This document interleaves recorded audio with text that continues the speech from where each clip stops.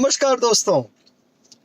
आज के इस 52nd एपिसोड में समावर्तन ऑडियो विजुअल मैगजीन के 52वें अंक में आप सबका आपका ये मित्र दोस्त अजय भट्टाचार्य हार्दिक स्वागत करता है। कल मैं आपको क्रिसमस विश करना भूल गया। मेरी क्रिसमस टू यू ऑल। और हाँ, नया वर्ष आने जा रहा है, तो नए वर्ष के लिए हार्दिक हार्दिक हार्दिक शुभकामनाएं आप सबको। स्टे सेफ, मास्क जरूर पहनिए और एक सोशल डिस्टेंसिंग जो सब कह रहे हैं उसको मेंटेन करिए। आपकी जिंदगी हमारे लिए बहुत कीमती है। आज के इस 52वें एपिसोड में सबसे पहले हम गिरिजेश व्यास जी को आमंत्रण देंगे कि वो महाकवि भास द्वारा लिखित अभिमारक हम लोगों के बीच लेकर के आए। डॉक्टर निवेदिता वर्मा अशोक भूमिदा के कहानी श्रृंखला को आगे बढ़ाएंगी और निरंजन श्रोत्रिय जी अपने युवा कवि को हमारे बीच लेकर के आएंगे। तो दोस्तों, आज के एपिसोड की हम शुरुआत करते हैं। मैं सबसे पहले आमंत्रण दूंगा हरदीप दायले जी को। वो आए और अभिमारक की रूपरेखा देते हुए श्री गिरिजेश व्यास जी को आमंत्रण दें। हरदीप दायले। नमस्कार।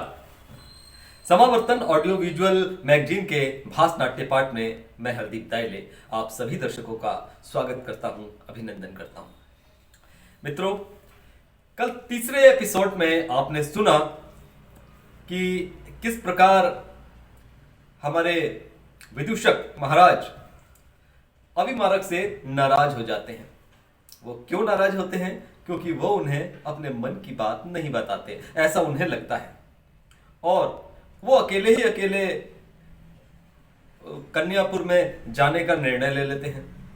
तो इससे भी वो खिन्न हो जाते हैं। उन्हें लगता है यार, मेरे मित्र तो मुझे कुछ समझते ही नहीं है। पर जब उन्हें पता चलता है कि वहां पे इतना खतरा है, तब वो एक बार में मना कर देते हैं कि भैया मैं तो तुम्हारे साथ नहीं जाऊंगा। लेकिन जब उन्हें अंगूठी वाली बात पता चलती है, अंगूठी, अरे भैया वही गायब होने वाली अंगूठी जिसको पहनते ही व्यक्ति गायब हो जाता है, तब तो उसके बाद विदूषक भी वहां जाने के लिए जिद करने लगते हैं और वो कहते हैं कि भैया कन्यापुर तो मैं भी जाऊंगा, क्योंकि मुझे अपनी अंगूठी वहां से वापस लेना है, उस चेटी से मुझे बदला लेना है। वो इस तरीके का वो करके और जाने की जिद पकड़ लेते हैं। तो अभिमारक उन्हें अपने साथ ले जाने के लिए राजी हो जाते हैं। अब देखते हैं आगे क्या होता है। मैं आमंत्रित करता हूं श्री गिरिजेश व्यास जी को। नमस्कार। पिछले अंकों में आपने भास्कृत अभिमारक के 2 अंक सुने। चलिए प्रारंभ करते हैं तीसरे अंक से। तीसरे अंक में राजकुमारी कुरंगी और चेटी मंच पर हैं। राजकुमारी कुरंगी जो है वो अभिमारक के ख्यालों में खोई हुई है। कुरंगी अपनी सखी चेटी से पूछती है, सखी उसने क्या कहा? चेटी, किसने? राजकुमारी, हाय राम, मुझे क्या हो जाता है? अरे वो कन्यापुर के भृत्य ने। चेटी, कन्यापुर के भृत्य से कुछ पूछना था क्या? कुरंगी, और नहीं तो क्या, देखो ना सखी, उसने अभी तक मेरे तोते का पिंजरा बनाकर नहीं दिया। चेटी, ये लो, राजकुमारी के तोते का पिंजरा तो कब का बनकर आ चुका है। कुरंगी, वो तो मालूम है मुझे, लेकिन मैंने एक और पिंजरा बनाने को कहा था। चेटी, कैसा पिंजरा? कितना बड़ा पिंजरा? किसके लिए पिंजरा? तोता तो एक ही है राजकुमारी, और फिर ये दूसरा पिंजरा किसके लिए? किसी और को बंदी बनाकर रखा है क्या? भला हमें भी तो बताओ राजकुमारी। कुरंगी, चल हट, तू बहुत बातूनी हो गई है, ये तो बता अभी क्या समय है। चेटी, प्रदोष गाढ़ा हो रहा है। कुरंगी, तब चलो हम लोग छत पर चलते हैं, मेरा तो यहाँ दम घुटता है। कुरंगी, सखी इस शिलातल पर थोड़ा बैठ लेती हूँ। चेटी, राजकुमारी को जो भला लगे। शिलातल पर बैठती हैं दोनों। चेटी, राजकुमारी अब मैं कहानी कहती हूँ। सखी, मैं जानती हूँ तुम बेसिर पैर की कहानी कहती हो। चेटी, राजकुमारी ये बिल्कुल नई कहानी है। कुरंगी, देख जिद मत कर, मुझको थोड़ा सो लेने दे।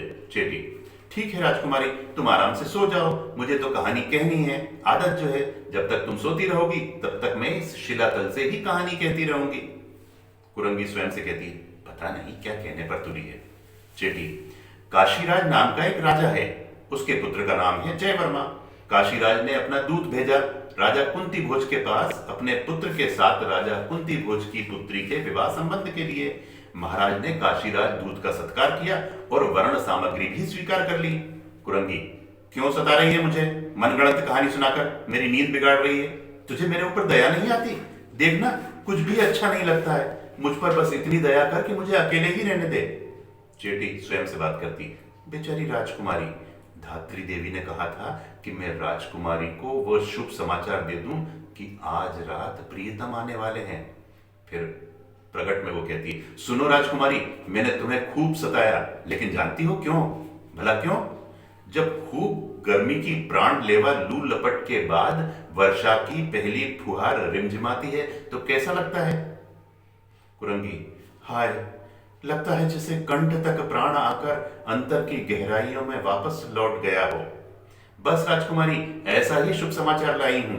कुरंगी, क्या है समाचार? चेटी, ऐसे नहीं बताऊंगी, कान में कहने की बात है। कुरंगी, कलमुही हमेशा बातें बनाती है, कहती क्यों नहीं जल्दी? तो सुनो, कान में कहती है राजकुमारी कुरंगी के। कुरंगी सुन के, हाय राम, मैं मर जाऊंगी, लाज से मुंह ढांक लेती है। दृश्य बदलता है, हाथ में खड्ग और रस्सी लिए चोर के वेश में जो है अभिमारक प्रवेश करते हैं। कितनी विचित्र है रात की यात्रा अकेले पार करना, किसी ऐसे लक्ष्य की ओर चल देना जिस तक पहुंचना विपत्ति भरा हो, किंतु एक वय होती ऐसी जो बाधाओं को मानती नहीं। भला क्या है, बुरा क्या है, यह सोचने की आवश्यकता नहीं।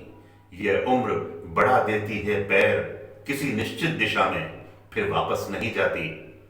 तब हर विपत्ति एक चुनौती बन जाती। मैं पहचानता हूं इस रास्ते को, इस नगर के हर परिवेश से मेरा परिचय गाढ़ा है। हर रास्ते, गली, पगडंडी पर मैं स्वयं चला हूं कई बार। एक ऋषि का शाप मुझे विशिष्ट जनों की अंतरंग गोष्ठी से अलग कर सामान्य जन की फैलती भीड़ के बीच ले आया है। अब मैं हवा महल में नहीं रहता, मैंने स्वयं सामान्य जन के बदबू भरे शापग्रस्त जीवन से अपनी पहचान बना ली है। आज मैं हर उस पल को पहचानता हूं जिससे मेरा दूर का परिचय तक नहीं था। शाप के पहले यह घिरती हुई आधी रात, बोलता हुआ सन्नाटा और बढ़ते हुए मेरे कदम, मेरी राह में आती हुई नदियां जिनमें अंधकार बह रहा है। यह अंधेरा इतना गाढ़ा है कि इसमें चलकर नहीं, नाव से पार करना होगा। नेपथ्य में जो है स्त्री कंठ का गीत स्वर और वीणा वादन की ध्वनि उभरती है। अभिमारक उस पर अपनी प्रतिक्रिया देते हैं। ये आधी रात का सन्नाटा और परिवेश की सतह पर तैरती है आवाज की एक नाव जिस पर बैठा है गीत, लेकिन गीत अकेला नहीं, साथ में झंकार भी है।